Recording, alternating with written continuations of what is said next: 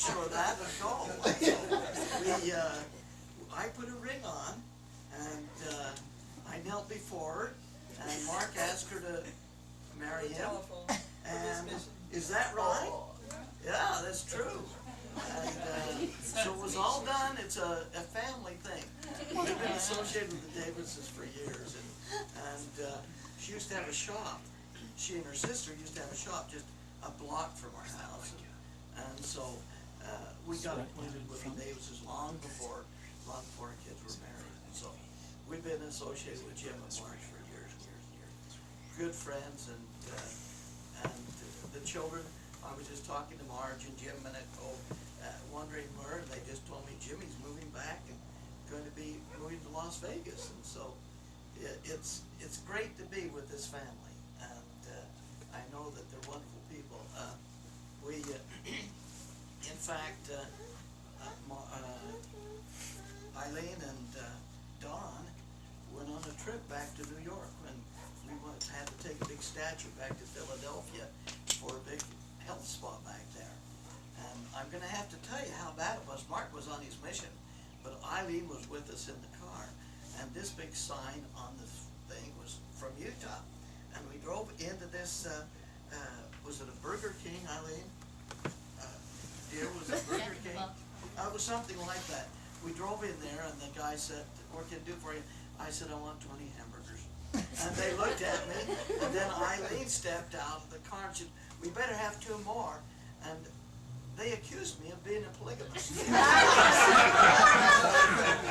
wife was she came out, and Eileen came out, and in New York we got the same thing. So Brown burger. Brown burger, wasn't it? It was interesting. There's polygamists from Utah. And so it's kind of interesting, the thing that happens to you, you know. And as you do things in life, and that's how close we've been associated. This was a year before Mark came home from his mission. They weren't even engaged yet, so it's kind of neat. You know, I am thinking about how I should start tonight. I've been affected very, very much lately. I've been thinking about the things, and when they wrote this article in the Ensign, if you had the opportunity to read it, that's great. If you haven't, there are more important things in there that you ought to pick up. But when they wrote this, when they called me, I was down in Oceanside. The church called me and said, "We want to write an article. Are you Gary Quilter that did the angels?" I said, "Yes, I've done the angels." And they said, "We want to write an article on you, and may I interview you?" And I says, "Well, I'm in Oceanside." And she said, "That's all right, I can talk to you on the phone."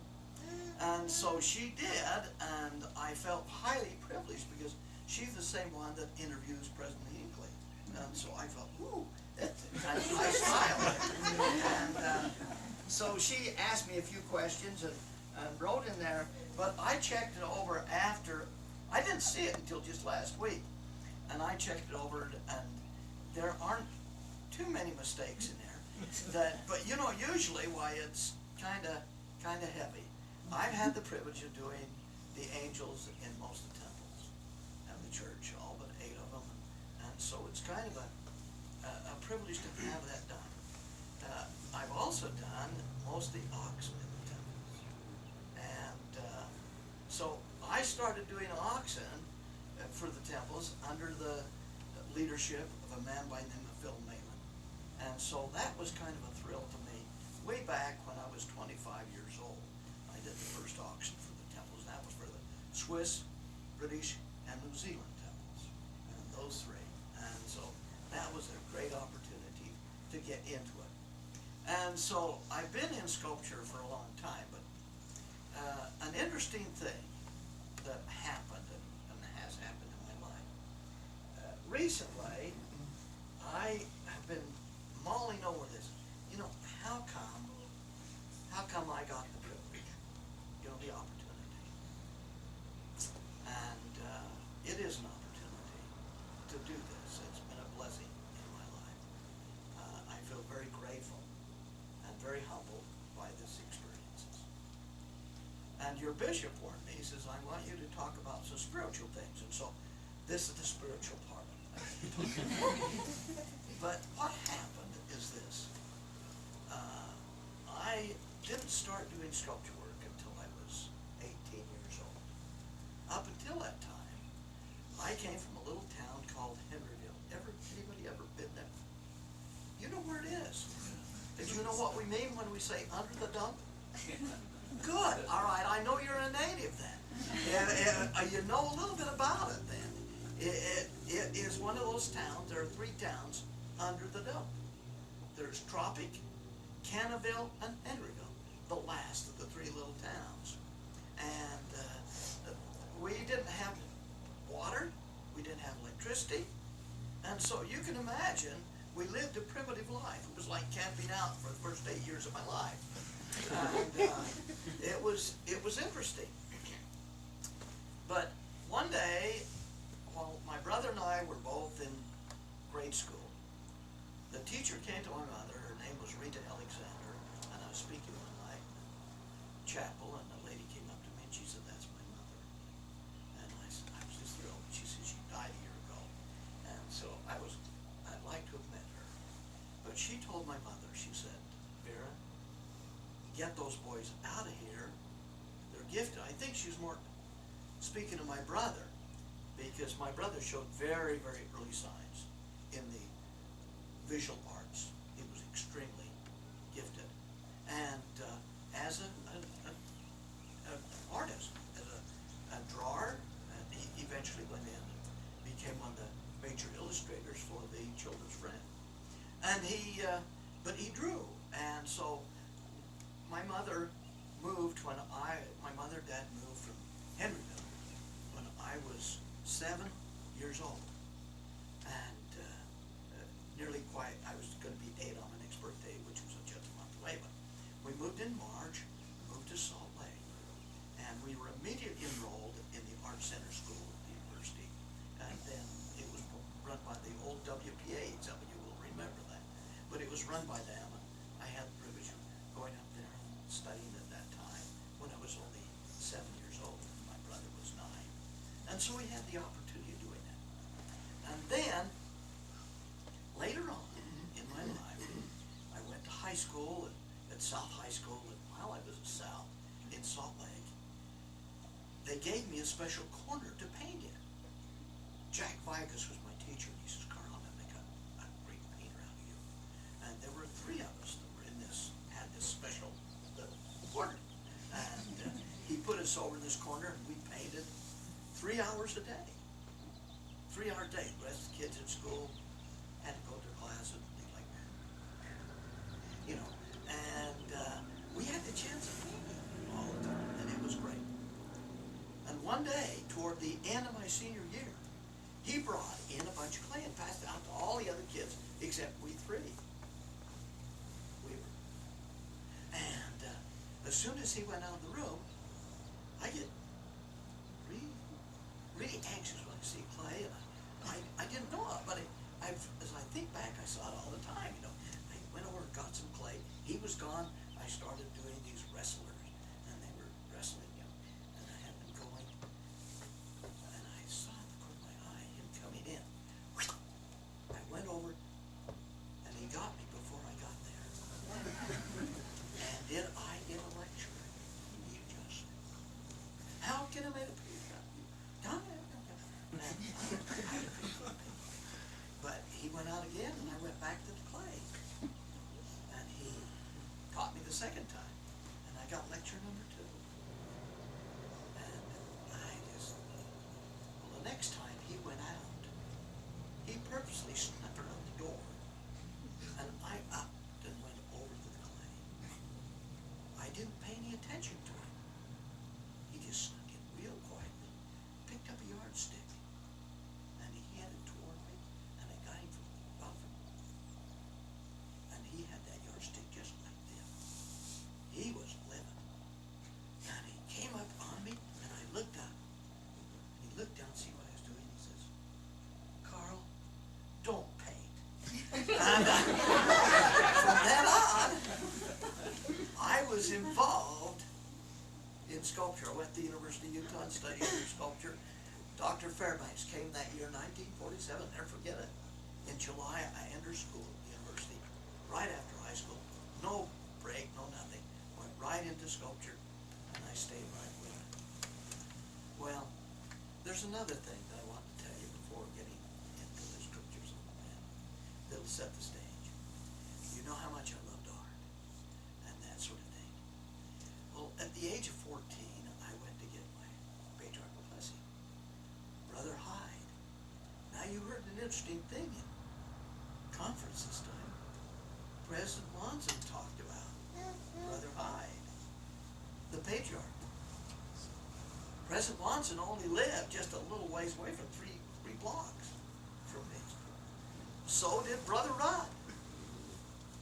Brother Rudd, who's head of the welfare program, just lived 3 blocks away.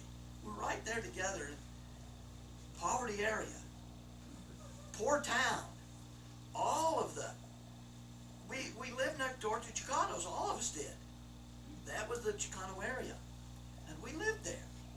And we didn't know any better. We loved it.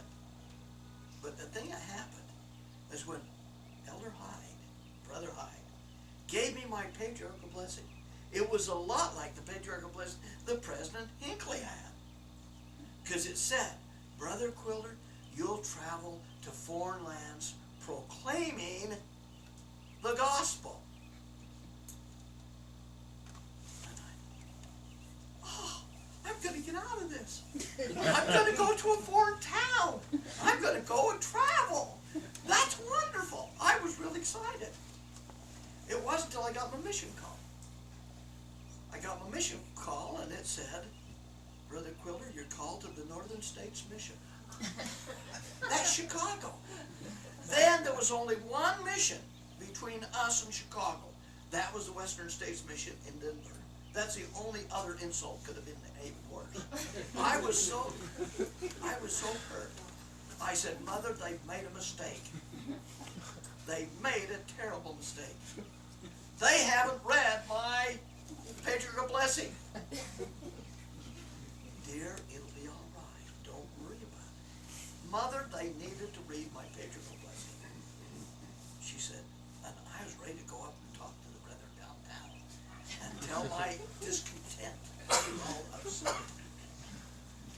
And I cried. I really did. I was 19, but I cried. I felt badly that I was being called to the Northern States Mission. Well, I finally agreed to go. My mother, I didn't go to talk to anybody. I did tell the bishop. He says, Karl, remember these patriarchal blessings for a long time. They're not talking about this mission, maybe. They're talking about maybe in the future. Okay, all right. And I went. And when I got there, President Heyman, who was the mission president, Creed Heyman, the runner, is my mission president. And he says, Brother Quilter, what did you do and what were you doing before you came on your mission? I said, I was studying art at the University of Utah. Oh, do you know how to make posters? I said, yeah, I've made a few posters. In fact, my whole college and my whole life in junior high school, grade school, was making dioramas and posters for the schools and the teachers. I never got much of an education. I just did posters, you know, or paint in the corner. That was what I did. And it was just that way. That was my life. And so he said, well, Brother Quilter, we're going to send you almost all the way back home. I said, where am I going? And he says, we're sending you back to Boone, Iowa. That's the farthest place in our mission west. He hadn't read my patriarchal blessing either. He knew nothing about it. See, I felt really bad. Now, he said, Brother Quilter, he says, I want you to do something. He says, we plan booths for state fairs. We're going to have a mission conference, or the district leader, district conference, and said, we're sending you over and your companion's going to be Elder Dudley. But he said, we'd like to make some booths for the fair booths. We called several elders and they're going to do it. The artists and art mission. And he says, you'll do the one in Iowa. I said, okay. So I went back and we were at the district conference, right after district conference, we went out country tracking. Did you rather know, did any of you do that? That's where you go out with purser's grip. That's where you had to put $5 in your pocket so you can't be run in for a vagrant. And then you knock on doors. And the first door I knocked on, the man brought a gun. Scared the daylights out of me.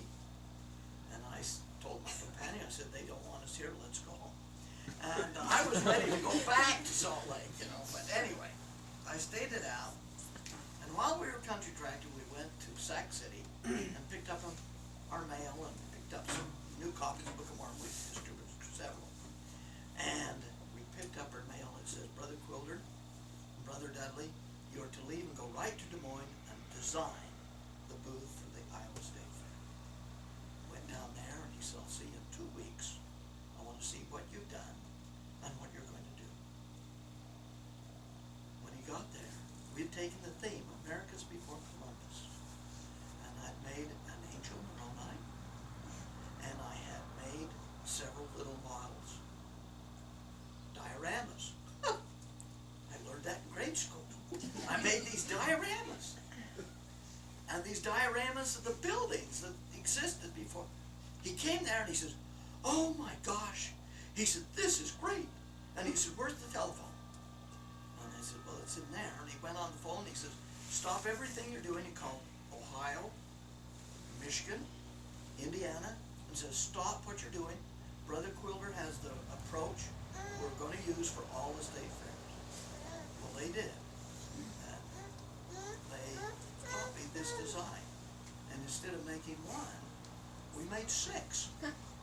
Then the Northern States Mission consisted of 6 states. Can you imagine? And we made these booths for the state. Now, getting to the point. It was a phenomenal success. Now, after the thing was over, we contacted in Iowa alone 250,000 people and told them the story of the Book of Mormon. And this was just President Heyman was just thrilled with this. And we were thrilled. It was a great experience. And we put a lot of sweat into it, a lot of pain. But we got it done. Right after that, we didn't know this was coming, but they were going to hold a mission conference. And at that mission conference, they divided the mission. And lo and behold, every time they divide a mission, they send general authorities. The 2 general authorities that came, Spencer W. Kimball and Henry D. White. After the conference was over, it was wonderful. They divided the mission. They made the Northern States Mission in Iowa, Illinois, and Michigan. Indiana, Ohio, and Wisconsin, I'm sorry. But they divided the mission right down the middle. As the mission conference concluded, we had the privilege, each elder got the privilege of shaking the hand of the general authorities. Like that happens. I mean, when you were on your mission, I mean, when the general authorities come to Nauvoo, didn't you get a chance to shake their hand? Not often. Well, they shook the hand of every elder, and we went up as we shook the hand of these men, these prophets. It was a thrill. I'll never forget. I was just thrilled with the conference, and it went forward. And just as I came up, it was my turn. President Heyman said, President Kimball or Elder Kimball, this is the young man I told you about that did the work for the fair booth. And he reached out his hand and he grabbed me.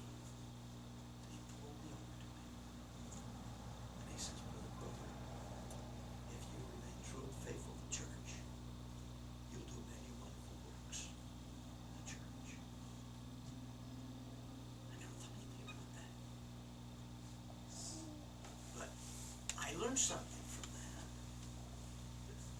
You know, my way of speaking and teaching is as much through vision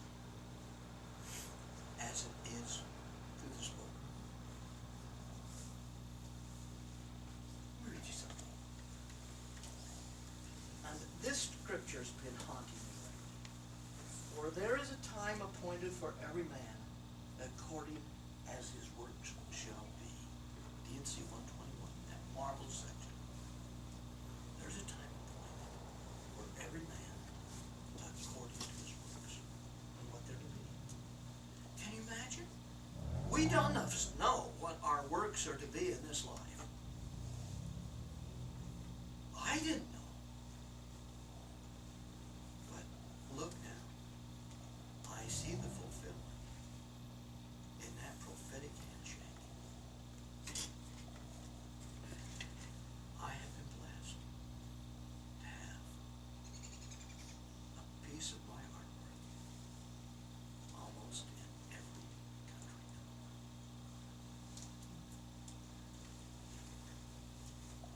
On every continent. And people have come to me, even without even knowing about this, and knowing about my background, have said, Brother Quilter, that angel is such an inspiration to me.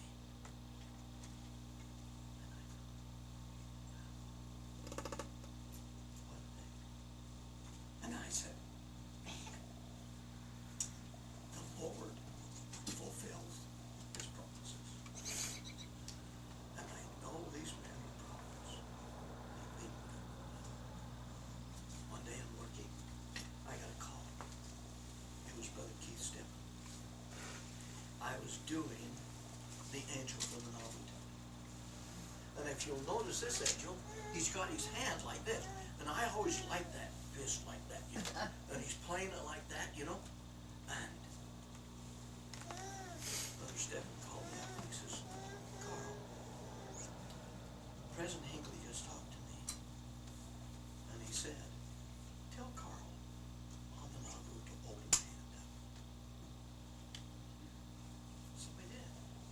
So when you see the Nauvoo temple, we'll have the hand open up like that. Which I did. Follow the prophet. That's the way it's done. Now, it says this also. And God shall give unto you the knowledge by his Holy Spirit, yea, by the unspeakable gift of the Holy Ghost, that has not been revealed since the world was until now, which our forefathers anxiously awaited, expecting to be revealed in the last times, which their minds are appointed by angels as held in reserve. Was there? Oh, I love that story. It's got through. It comes out.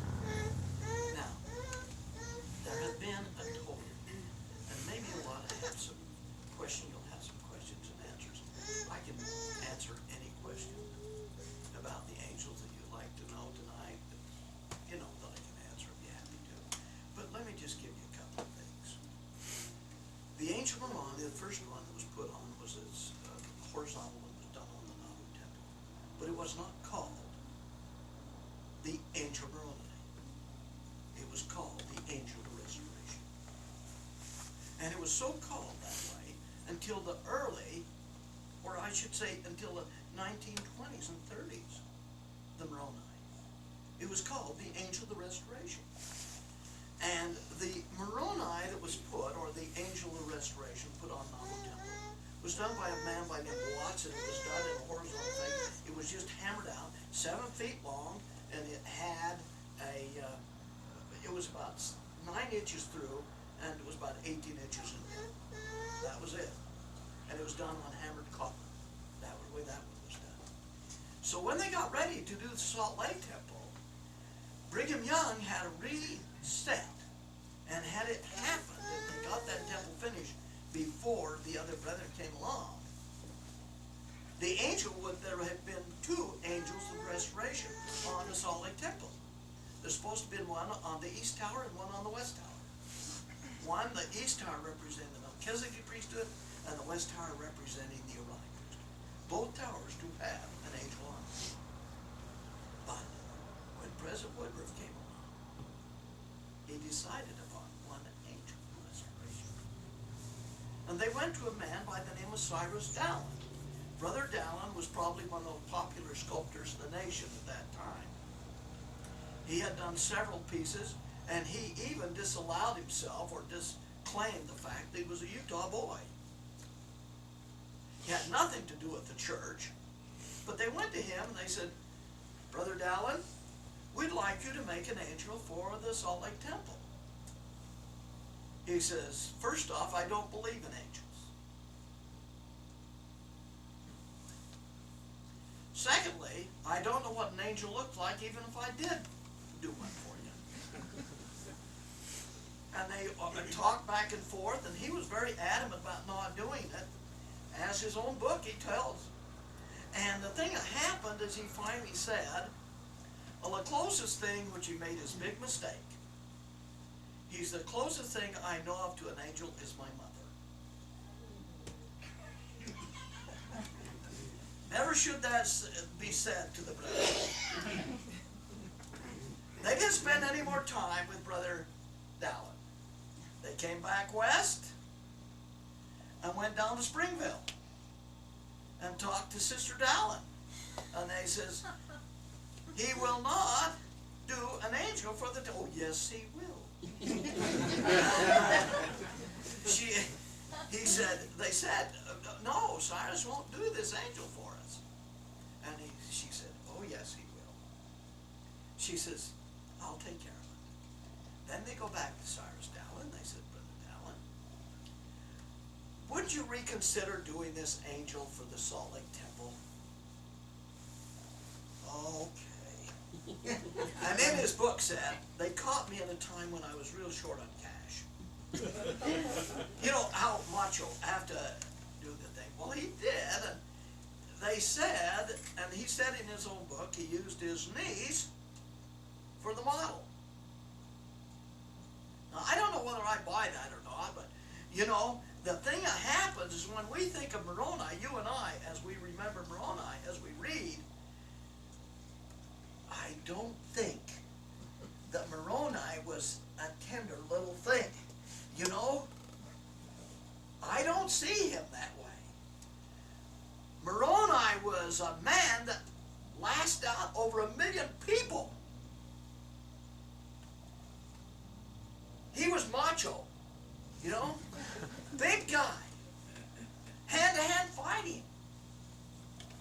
I either say this, he was very, very macho, big guy, powerful, strong, powerful guy, excellent swordsman, or else he ran faster than anybody on the continent.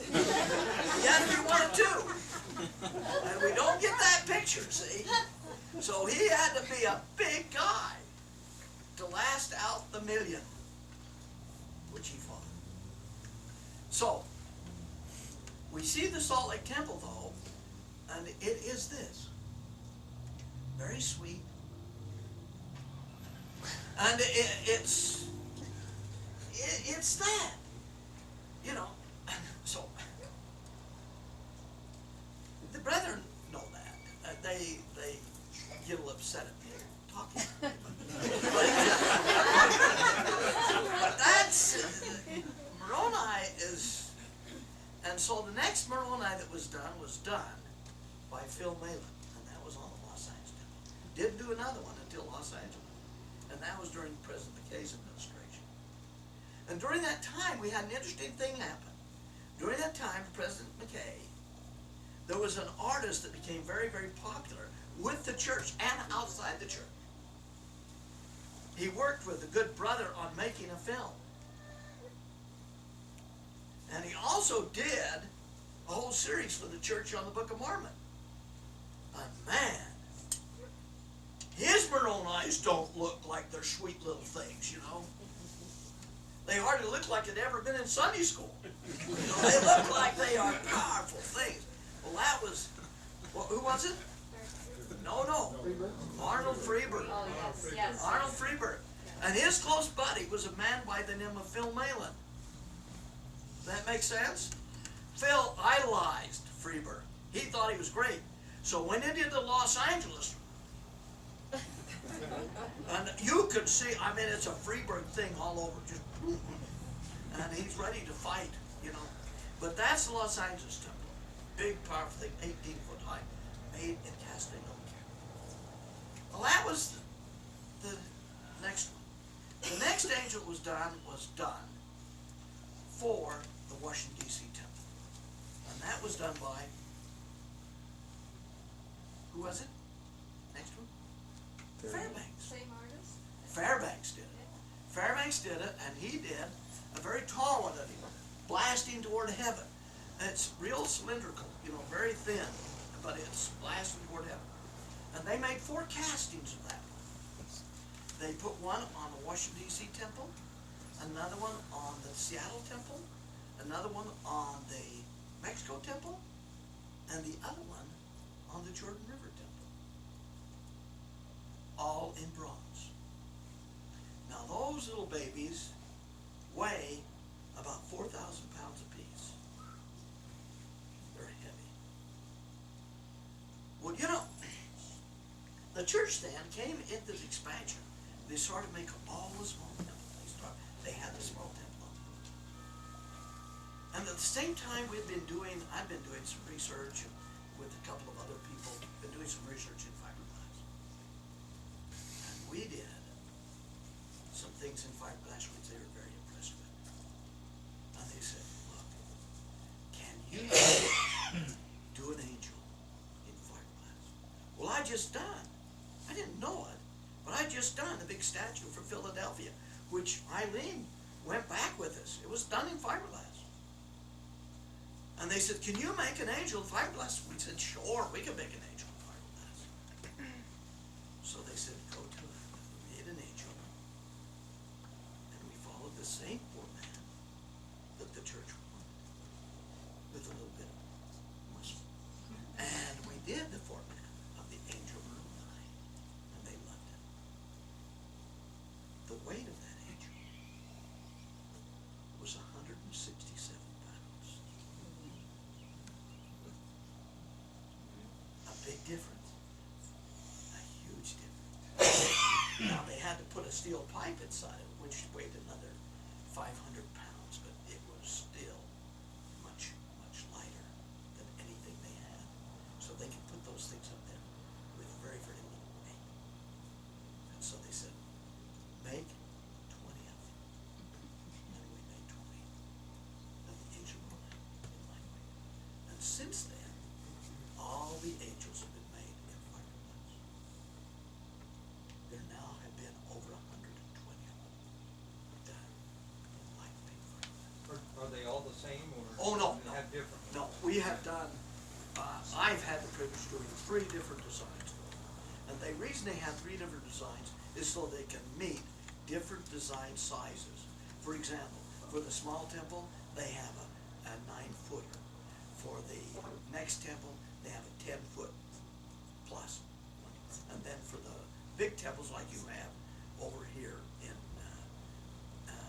Pleasant Grove and Provo, those both are 13 foot. So we've done 3 different sizes. And then when that was done, they said, hey, can you do oxen? And the oxen, sure, we can do oxen. So we've done 3 sets of oxen for them. Now that's kind of the story, yes. Are you the one that did the Sacramento angel? I am. Oh, there's a good story we have. Do you have a good one on that one? A little, just, Later. yeah, we'll tell you later. Okay. But thank you so much. Yeah, there's a lot of, any questions now that I haven't answered?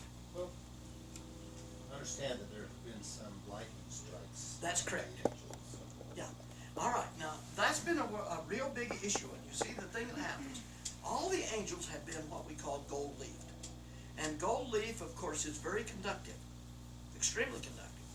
But our engineers back there know that when you have something very, very thin and you have an overpowering shot of electricity hitting the lining room Sometimes it's overloaded. At first, we only have half-inch landing rods. Since then, they got bigger ones, and they're now inch to an inch and a half. And they are carrying the load a lot better. But when they flashed, sometimes the gold is such a great conductor, and it would blacken them, and they would strike them and blacken. Doesn't do anything to the glass. It just blackens the surface of it, and it can be gilded. Okay. Any more? Any other questions? Yes. Did you do that on the angel on the Philippines? Yes. And who does the gold leafing on it when they redo When they redo it, at first they used to send people up and do them. Now they're going and pulling the angel down, putting another one in its place. Any other questions? I have a question on the oxen. Are Yes. each one of them different? Yes. And what are they made of? They're made of fiberglass. Now I'd like to introduce you to someone right now. The young man right back here in the blue shirt is my son. That's Paul. And Paul, recently I was called on a mission for the church. They called 4 people, artists in the church, to do our work for the temples. I was one of those that was called. They needed a nativity scene for the temples. And so I was called on a mission to do that nativity scene. I did it, and then my son, who is a caster, is casting those for the church. And in the past couple of years, he's made 40 of them for the church, all in fiberglass. And you can ask Paul what the, you want to answer any questions they have, Paul? No, not really. This is your show. But he does a lot of the casting. So if you have a question, feel free. And the oxen, they are made out of fiberglass and cast. However, the nativity scene that we're doing is done in what we call rotational casting. There are many, many ways of doing these things, but the rotational casting is a little more simple and yet more complicated to make the molds and things like that, but yet it's a more simple operation. The other is what we call hand layup. Yes. The oxen, did you ever have any that was a complete animal and then the font sitting on their backs? Yes, but the font never sits on it. Let me tell you a story quickly. My wife and I were going up. She's gone. She didn't want to hear that part of the story. No, we were traveling and decided that the Portland Temple was being opened, and we'd done the auction. They are full-bodied auction, okay? And we had done them, and we went there in the open house. And I went in there, to much my horror, they had somebody that didn't know what they were doing putting the auction together. I looked down there, and I made the auction so one looks to the left, one looks to the right, one looks straight ahead. They're done in 3s.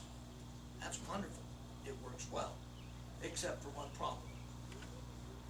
When we got up there, they had a couple of them looking at each other, and then one was looking off this way, away from the other two, didn't want to have anything to do with their bad breath. You know, they were just all mixed up in fun. And I just looked at that and I said, oh my gosh. I said, those oxen are all wrong. I said to the guide, I said, and here I am just with the other people. I said, can I get down in there and move those oxen around so they're put in properly? And he looks at me and he says, they're holding up that baptismal font. I said, no, they're not. They're freestanding. He said, oh, yes, they are. They're holding up the baptismal font. I said, look, I'm the one that did it. He says, you? I said, yes. I said, could you call the temple president for just a minute and have him come here? I didn't want him left that way. I got the temple president. He said, there's a guy out here. Yes, he's the guy that made it. And he said, we've got him in wrong.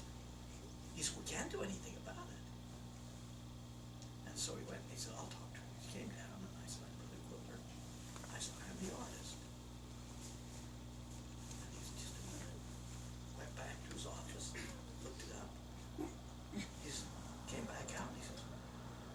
Brother Quilter that did him.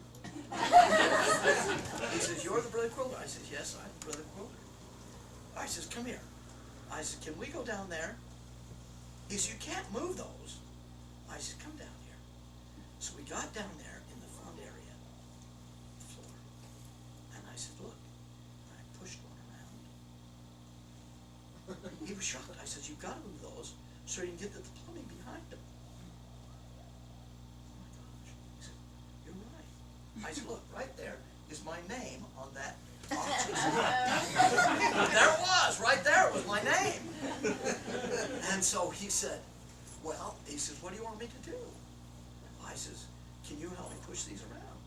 My wife verified the story, and so we got down in there. And you can imagine people are going through and hearing these guys. They're holding up this big baptismal font, you know? But we got them all straightened around. I got one to the right, one to the left, one looking straight ahead. And there are 3 sets of them. You know why that's done? Because that's the way it was done in what? Solomon's temple. Was it?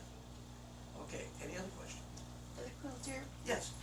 how do you work in fiberglass? Do you build it up or do you? I'm going to show you right now. Oh. Any other questions? Before we get One into real quick, you say one's left, one's front, one's right? Yeah, the heads Then on. another front and then a. No, a yeah, front? yeah, no. Okay. Each one, they go in sets of 3. Right. Okay, one to the left, one to the right, one straight ahead. Then the next group, one to the left, one to the right, one straight ahead. So, left and the right look at each other? Well, not really, because the reason is they're 90 degrees from each other, see? And so they're separated in the font, so it doesn't look, and they're just slightly, but it's enough to cause you some, if you had them looking at each other, it bothers you a lot. Thank you. Karl, I've got pictures of you sculpting in clay the angel Moroni's and the nativity scene and the oxen, and I'd like them to see them. Have you got any pictures with you? No, we're going to show pictures right now. Oh, we're not going to show any oxen, we're showing the angel. Well, are they showing you modeling them in clay? I think that's... Yeah, Okay. yeah, Okay. yeah, there's a couple there. We got some pictures. Okay, Yeah. now is that in focus for you folks? Okay, this real quickly, I'll go through these. All right, this, now, when I did the angel Roma, I didn't want to use my wife, okay? And not that she isn't a beautiful woman, she's the most beautiful woman I know of. But the thing I want to do is I wanted to have somebody have a little bit of macho, okay? And so I used my neighbor, who was Mr. Utah. You know, this is West England, Mark. It was West England that posed for me. And so I had him pose, and he took a pose for me, and then I forgot about it, just went ahead and used that for the design, and he became Mr. Utah. Okay, next slide. And I drew an outline of what I wanted, and then I cut it out of plywood and stuck up on a pole. And you can see the pole right over here in the white, okay, right there. There's an oxen over there. Well, I was doing the oxen. They started doing the angel, then they called me out to do the oxen. But right here is the ball for the angel. Next slide. And I put this profile on the pole, and then one side, the front and the back, or the side and the front, put them both on there. And so I had 4 different directions, like the directions, you know, the compass. Okay, next slide. And there he is. There he is on there. And then I put some arms on it. And I looked at it and I thought, this is going pretty good. Now this is all done in the first day. That's how far we got the first day. Okay, next one. And then this came to me in the night, and I thought, how can I make this armature quick and make it so we can use it and it won't fall off and that sort of thing. And I got the idea of putting foam in bags. And I took foam and filled it. I took foam and poured it. It's a poured material, and then it foams out. And it filled these bags up. And when I looked at it, I said, what have I done? I wasn't really sure. Keep going, next slide. And that was the big blob I was looking at. And I took the plastic off him, didn't do a bit of good. And then I knew underneath there I had these forms. So then I started cutting away, like Michelangelo said, the figures there, I just got to release it. So, next slide. And there's, we're cutting away, you can start to see some forms starting to come. Next slide. And now, he does have a little bit of a shape of a human body. And then I refined this, and kept going. Next slide. And this is what we had to work with. Now this has been plotted about an inch under what his outside finish would be. Okay? So it's smaller, an inch smaller all the way around. Okay, next slide. And that's what he looked like when we started to put in some places that we needed to do, and some cuts and voids and things like that. We did that. You can start to see the rudiments of that arm. Next slide. And then we put the clay on it. Now once we put the clay on, and then I just started making muscles on it. And you can see the clay form there. Each one of those little white dots represent a foot. So you can tell this is going to be a biggie. Next slide. And there we are putting the muscles on, the big trapezius up there. And it gives you an idea of what's happening. The fold in the muscle, the way it folds onto the, connects onto the scapula. And then the deltoid beyond my finger there. And this, we just model the muscles in. And we put the muscles in on this form. Okay? Next slide. And there it is, we're working again. Goes a little slow at this point, but we're muscle structure, getting general structure, and keep going. And now you can start to see the way the back is starting. See those that big deltoid up there, right there? And the big trapezius coming. Ooh, good looking guy. Okay, keep going. Do you just think this as you're going? Just it's in your Pardon? brain? Is this just in your mind and you're just thinking this as you're going? You're just doing this from your. I think so. Did you have to study the body structure or anything before you ever started doing this? I mean, I have about the same amount of anatomy as most doctors. Yeah, very heavy. so therefore you knew where to put the muscles. Right. Good job. Okay. And of course you see right here. See this right here, the scapula coming in here, or the clavicle coming in here, and then we just kind of put the muscle. All you do is put the muscles on, and you've got a figure. See, as you start to put the muscles on, he starts to take place. Okay. Next one. And right here, you can see that we're starting to get the rudiments of his legs. His hands aren't put in yet, and you can see his head isn't too far along. But we can start to see the general shape. Now you notice there's no clothes on that yet. But wait till see what happens. Okay, next one. And we're refining this now. We're starting to refine it more and more. I'm a little. A silly question, did you already figure out how to get it outside? Oh yeah, that's all been done. You'll see why. And we start to then continue on and keep refining this a little bit more. But look at this. Look at the muscles that are starting to come. It was about this stage we had a couple of missionaries that were ready to return home that were girls. And they came in there and they says, leave him just like that. It was interesting. Okay. But we continued, and you keep refining.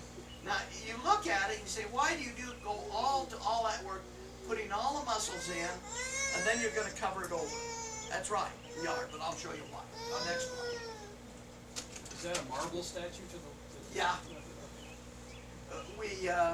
It's either marble or polyester. I didn't see which one you're talking about. Okay. But here we go, right there. You can start to see, and see how relaxed this floor part of is getting, and the big, rectus abdominis muscles here. Beautiful area right in here, okay, and the pectoralis major, and the minor coming up. Okay, anyway, okay, now we can start to see. Now notice in here, I didn't put anything and didn't model this out. The reason I didn't is because that's going to be draped. When he gets the draping on, it's going to come clear out here, so there's nothing in here underneath.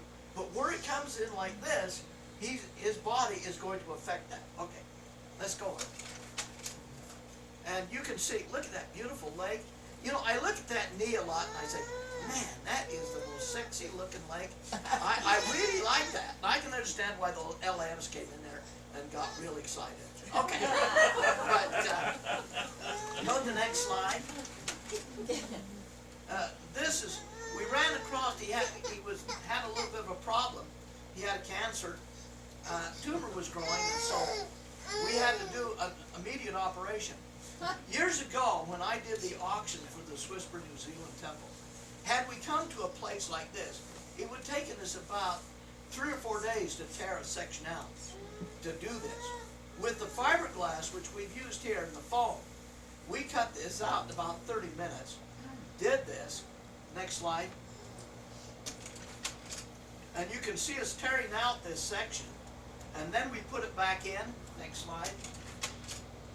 And you can see what had happened is the foam had gotten warm and pushed out, and so we had to get rid of the gas pocket. And so we went in there and got rid of that, and then we cut it back and got it all ready. And next slide, put glass on it and did this, and all finished off in about 2.5 hours. So it just is so much faster. This method just speeded the time up through. Next slide. Now we're ready to clothe him. Now notice when I say clothe, all we're going to do is put more clay on it. But it has to be put on with accuracy. Next slide. You'll start to see this area here, and I've run cloth here, and some here. And that's the way people's arms are. Look, see, you can see this thing in here running around. Well, we're doing the same thing, just putting a roll of clay there. And that's what those folds are. Next slide. And there's 2 there. You're not drunk, people. Okay, next slide. It's okay, Mark, we'll just bypass that. Okay, now, I gotta focus a little bit. Oh, that's better. Okay. Now, what I did is at this time I wanted to have a little more of a picture of what we were doing with the detail. And so I have to do this. Notice he's looking heavenward. And the reason we do that is when you're down 120 feet below him, these will look like he's looking straight ahead. And so we do that. Then I stylize the hair a great deal so that it would read at 120 feet. Okay? And notice he's playing the trumpet and blowing. Okay? And so this is kind of a detail of the head. What is the trumpet made of? Fiberglass. If it's in that shop, it's fiberglass. Focus. Okay. Ooh. Okay.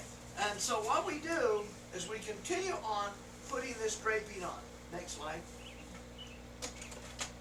And you can see now, you can start to see the general shape of the draping. I had to go off and do the auction again, and so we started working on the auction, and they wanted them at about the same time as they wanted the others, so we had both of them going at once.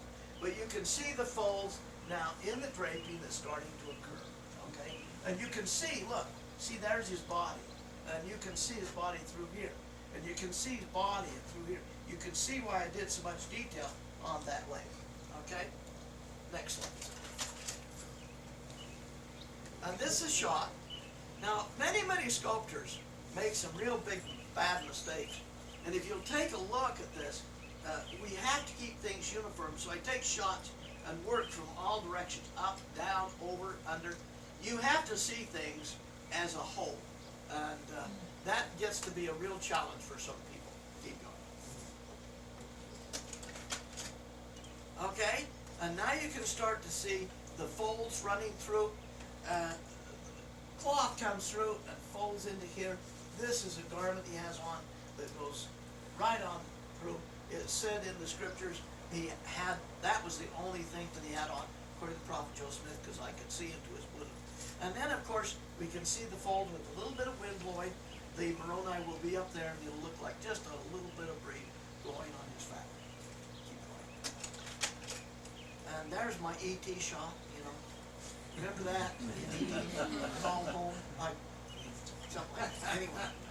But this is that's fiction of the hand.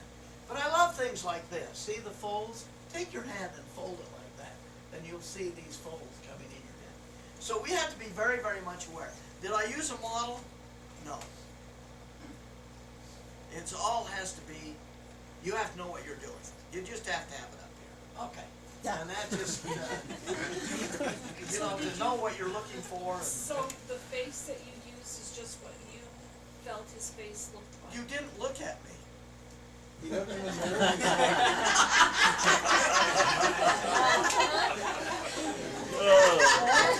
You said to yourself, A "This good is what I point want to to tell look a story. You know, I have a friend, a very good friend, and you may not know this, but I taught seminary for 25 years. And one of my fellow teachers called me up one day, and he says, Carl, I'm very disappointed. I said, Bob, why are you disappointed?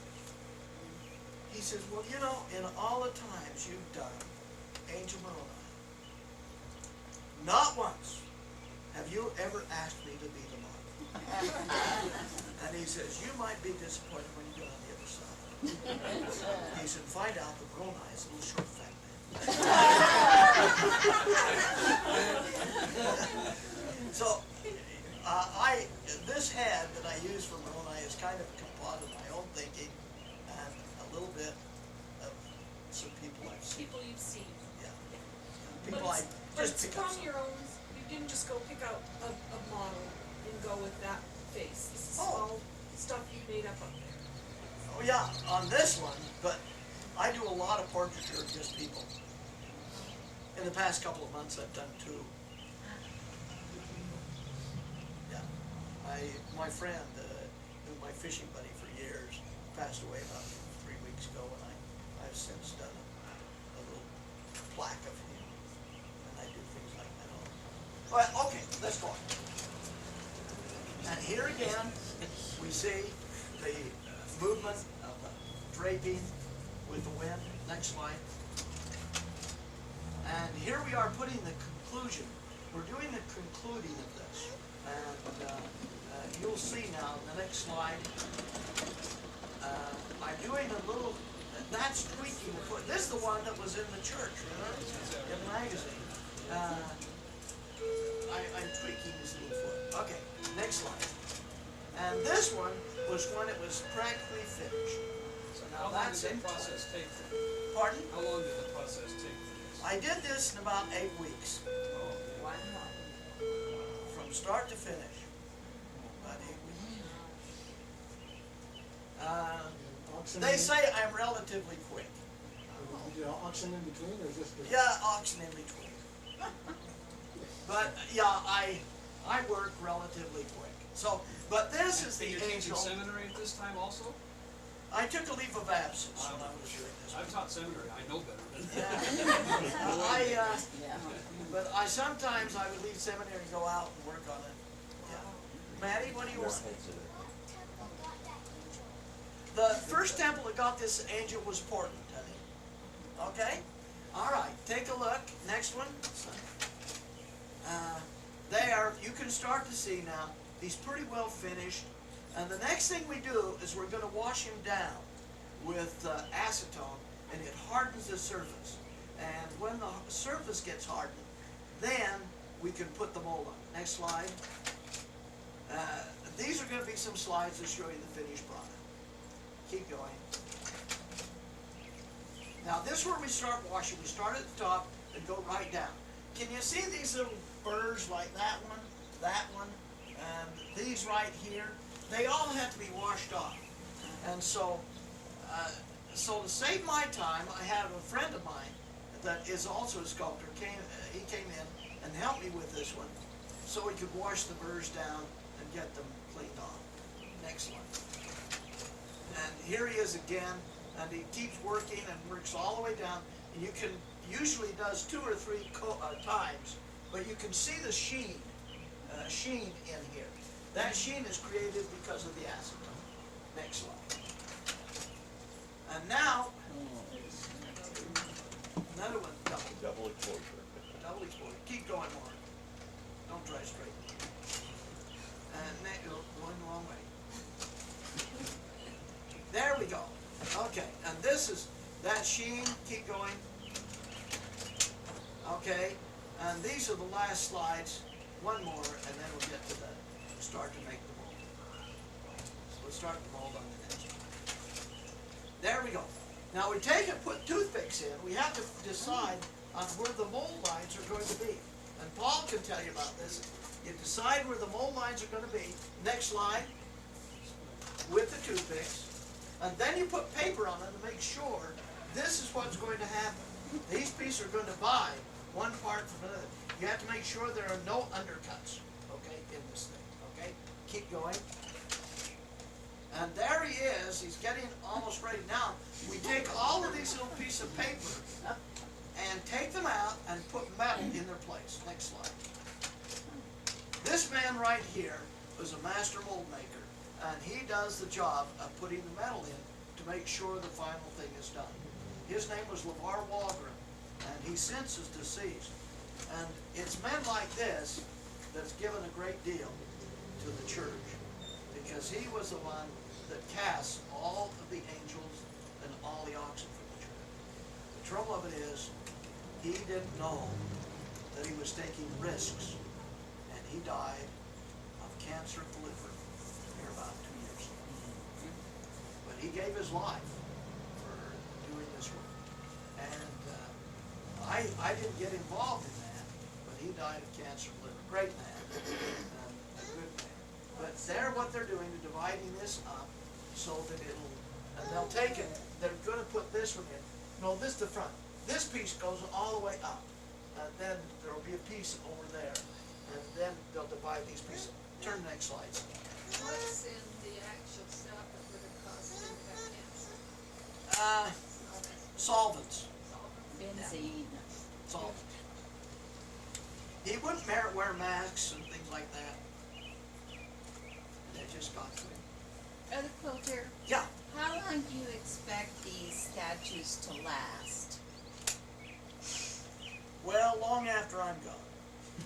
Do you think that they That's will? Saturday. That's not too good, is it? Will they stand as long as the temples? They'll go at least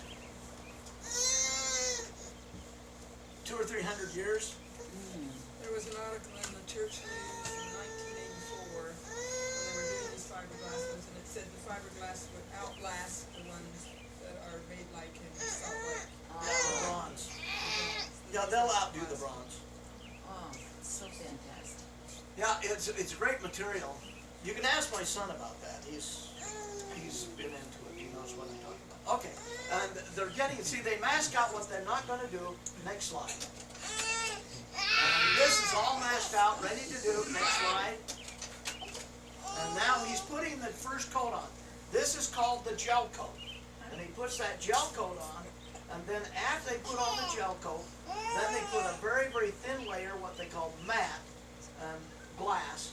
They put it into a layer of a gel coat, and then the next thing they do is put 2 layers of 2-ounce matte, and the thing is finished. It goes very fast. Next slide. You can see, and it's done with the spray gun. Can be done with the spray gun. But they work very, very fast. Next slide. Now this is the part that he taken the plastic off. They're going to do this in the next slide. And next slide. Now the thing is all covered over, and they're ready. And they'll start next slide. They'll start taking it apart. They're starting to pull it apart. See up in here, they pull the pieces off the back of the head back there. And they're starting to take the pieces off here. Carl, Yes, does the molding ruin the clay artwork? absolutely. So when you get this stage, if the mold does not come out right, you start from ground zero. Ah, Oh, wow. Have you had that happen? Pardon? Have you had that happen? Am I as old as I am? you mean Yes. it ruins the whole statue? Oh yeah, it pulls it to pieces. Ask my son back here who's dealt with this sometimes. It's But that's why you need a good mold maker. My son is an excellent mold maker. That's why these mold makers are priceless. They do some great things. Okay, next slide. Now you can see he's taking this piece off, and see the clay in it? It's pulled all the clay off with it. Next slide. And see, it just pulls it all to pieces. See the hand is just all real. See, that was the hand. Next slide. Now this same young man, when I was doing the Aphrodite statue that went back to Philadelphia, this young man back here, when I was to this stage, and then I didn't hire anybody to do my mold making. I was to this stage and I was pulling the thing off, the mold was coming off, and Paul said to me, "Dad, are those Aphrodite's bones?" That was a statue, and I said, "Yeah, in a sense they are." So that armature is what holds the clay in place. Next slide. And this is, they'll take the rest of this off, next slide. And they're getting it down on the ground, and then you very painstakingly have to scrape all the clay out. And is my wife back? No. But she, when we were going back to Philadelphia, we had to do this. And we had to scrape those molds out, and it is a horrendous job to scrape those molds out. Next slide. After you scrape, then they're polished. Now this thing is polished and ready to receive the finished product. Next slide. There it is. So that's the way we do it. That's the way. Now, real quickly, you want to see a couple other things? I'll show you what artist, sculptor. Next slide, Mark. Next one. Now, when we get called, now when they were doing the Nabu temple, they said we want to have a horizontal one. The secular architects did. And so the secular architects and church architects didn't see eye to eye. And so they said, we want you to do this one this way, and I did. Made him a model of it. And they said they couldn't come to an agreement. One thing I found within the church, disagreement is not in harmony with the gospel. And so these men were disagreeing, and Keith Steppen, wonderful man, he says, stop right there. And he just turned to me and he says, Karl, he says, finish this one up, this model, and he says, and then we'll take this and that you did for your grandchildren. There's a great story in that one. That one, and we'll take, and then I want you to do another one, modernize this one, and show the next slide, Mark. That's the other side of it. He says, modernize this thing, and then he says, I want you to really show me something a little far out, a little at 45 degrees. I said, so Keith Steppen, I said, how long, Keith? And he said, oh, a couple of weeks. And so you wanted to know, if I, things come out of your head. Well, the next slide. Next. That, I want you to know, is super Marona. In the temple department, they call this super Marona. And they really, some of the brethren really like this one. And he said, dude, it was just a sketch, but how do you like it? It's going, isn't it? I saw an angel fly in the midst of heaven, having the air, it fulfills it all. And then here the skirt comes around and around the wall. Well, anyway, that's artistic work. That's the way we work. This And is so what the brethren said. They wanted an upright angel. they wanted an upright angel for number. And that's how come yes, Chris. How long do the molds last? Do you have to redo the artwork? The molds are still going from the ones we did years ago. And they'll get maybe 200 copies out of each mold. And then you have to redo the artwork? Then we have to redo the artwork. So they've got 3 different molds, angel sizes, that they've got. It'll long last. Have you done anything besides the oxen and the angels for the church? Have I done anything? Yeah, other. The nativity scene. Yeah. I just got through doing the nativity. We don't have it here yet.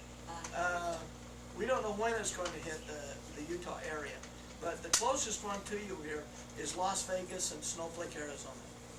Or if you go down to They've got one in Las Vegas. yeah, they got one in Las Vegas. They got a set down there, and they got a set over in they got a set in San Diego at La Jolla, and they got a set on Newport Beach. Is this inside the visitor center? Yes, or- it's inside the visitor center. Well, it's not inside the visitor center, outside at Christmas. Ah.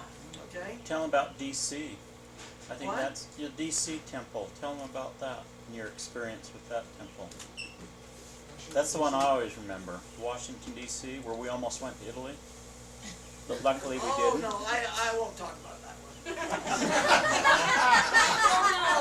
Shame on you. No, Hey, got our interest perked up here. no, that's all that. Someone here. I lived in Italy, I would like to hear the story. Well, the way we did this one is this. I have a granddaughter, neat lady, a neat girl. She came to me one day and she says, Grandpa,